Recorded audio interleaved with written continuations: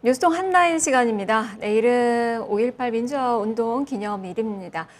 전국 각지에서 이제 행사를 또 준비를 하고 있다고 합니다. 내용들 좀 짚어보도록 하죠. 청와대 춘추관 연결해 보겠습니다. 정치부 최한영 기자입니다.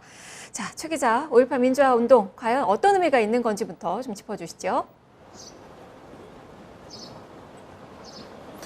네, 5.18 기념재단에 따르면 5.18 광주 민주화운동은 지난 1980년 5월 18일부터 27일 새벽까지 당시 신군부 세력의 지휘를 받은 계엄군 진압에 맞서서 광주 시민과 전남 도민이 비상계엄 철폐, 유신 세력 척결 등을 외치면서 죽음을 무릅쓰고 민주주의 쟁취를 위해 항거한 역사적 사건을 말합니다. 5.18 당시 계엄군이 전남대 정문 앞에서 학생들을 구타, 연행하고 이를 만류하려던 시민들까지 폭행을 하면서 촉발된 5.18 민주화운동은 전남도청 앞 계엄군 집단 발포 등을 거치면서 규모가 커졌습니다. 27일 새벽 4시 계엄군이 다시 전남도청에 진입하면서 막을 내렸습니다. 현재까지 정확한 희생자 규모도 파악이 되지 않고 있는 상황인데요. 말씀하신 의미에 대해서는 5.18 민주화운동은 이후 한국 사회에서 지속적으로 전개된 민주화운동의 큰 원동력이 됐다라는 평가를 받고 있습니다. 특히 군부 독재에 결정적인 타격을 가한 1987년 6월 항쟁의 밑거름이 됐다는 평가를 받고 있는데요.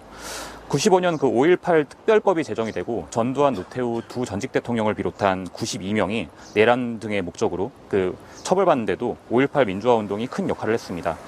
국내에서뿐만 아니라 독재 정권에 맞서서 싸우고 있는 아시아 여러 나라 사람들에게 민주화운동이 지향해야 할 정신적인 지표로서 작용한다는 평가도 받고 있습니다. 이와 관련해서 유네스코는 2011년 5월 25일에 5.18 민주화운동 기록물을 세계 기록문화유산에 등재하기도 했습니다. 네. 그래서 상당히 이 역사 의식이 좀 많이 높아지고 있는 그 시기가 아닌가 싶고, 그리고 다양한 행사가 지금 전국에서 아주 역대급의 행사가 진행이 되고 있더라고요. 어떤 행사가 있는지, 그리고 내일 5.18 기념식은 어떻게 진행이 됩니까? 네, 국가보훈처에 따르면 제39주년 5.18 민주화운동 기념식은 내일 말씀하신 오전 10시 광주 북구 국립 5.18 민주묘지에서 진행이 됩니다. 각계 대표와 5.18 유공자, 유족, 일반 시민 등 5천여 명이 참석하는 것으로 알려져 있는데요. 행사 주제는 5월 광주, 정의로운 대한민국입니다.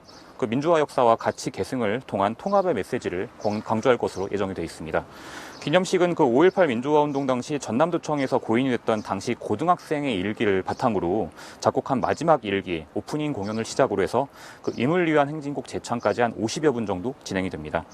기념 공연은 민주화운동 당시 전남도청 앞에서 가두 방송을 진행했던 박영순 씨의 스토리텔링 등을 통해서 당시를 기억하고 시대의 아픔을 함께 치유하자라는 메시지를 담았습니다.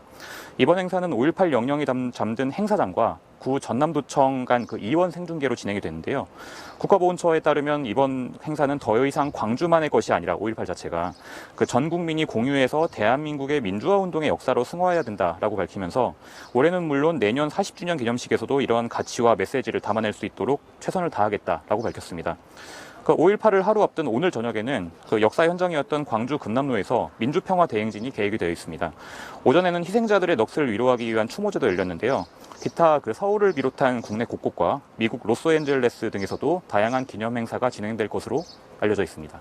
네. 그만큼 5.18 민주화운동 광주만의 것이 아니다. 전국 국민들이 정말 공유를 해야 된다라는 이야기고, 앞서서 최한영 기자도 민주화운동의 원동력이 됐다라고 의미를 또 부여를 해줬는데, 하지만 요즘은 이 5.18 민주화운동에 대해서 역사 왜곡이 상당히 좀 심하고 또 폄훼하는 그런 발언들도 좀 많이 나오고 있습니다. 그 이유를 어떻게 봐야 될지 앞으로 과제가 산적하죠. 어떤 것들이 있습니까?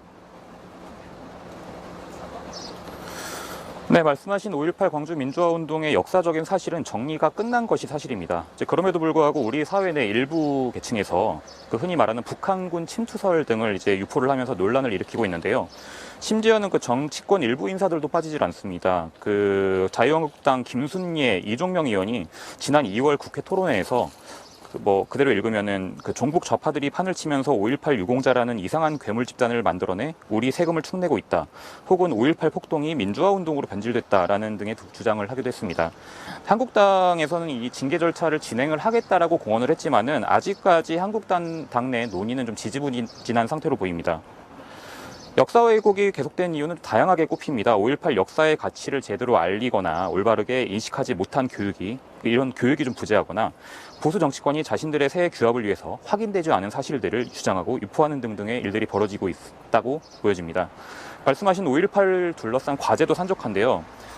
최근 며칠 전부터 전두환 당시 보안사령관이 광주에 와서 사살 명령을 내렸을 것이라거나 혹은 이른바 편의대로 불리는 사복 군인들이 당시 소송기 편으로 광주에 내려와서 시민을 폭도로 만들기 위한 개입을 했다라는 증언들이 이제 몇몇 이어지고 있습니다. 또한 당시 일부 희생자들의 안매장 의혹도 계속 제기가 되고 있는데 발굴 조사가 진행됐지만 유해 발굴은 아직 계속 좀 실패를 하고 있습니다. 지난해 2월에 5.18 민주화운동 진상규명을 위한 특별법이 국회에서 통과를 했습니다. 근데 그럼에도 불구하고 아직 진상조사위원회가 출범을 못하고 있는 상황인데요. 하루빨리 진상조사위를 출범시켜야 한다라는 주장이 강하게 제기되고 있습니다. 네, 최 기자 수고했습니다. 네, 청와대에서 정치부 최한영 기자였습니다. 최한영 기자도 이야기를 했지만 역사적으로 검증이 끝난 사안이고 그리고 법적으로도 판결이 난 그 사안이지만 역사적인 왜곡과 폄훼가 날로 심각해지고 있는 요즘입니다. 전체적으로 좀 국민들의 공감이 많이 필요하고 민주화를 또 발전시키는데 그런 영향을 또 많이 미쳐야 되지 않을까 싶은데요. 내일의 기념식도 한번 또 챙겨서 살펴봐야 될 것 같네요. 뉴스동 한라인이었습니다.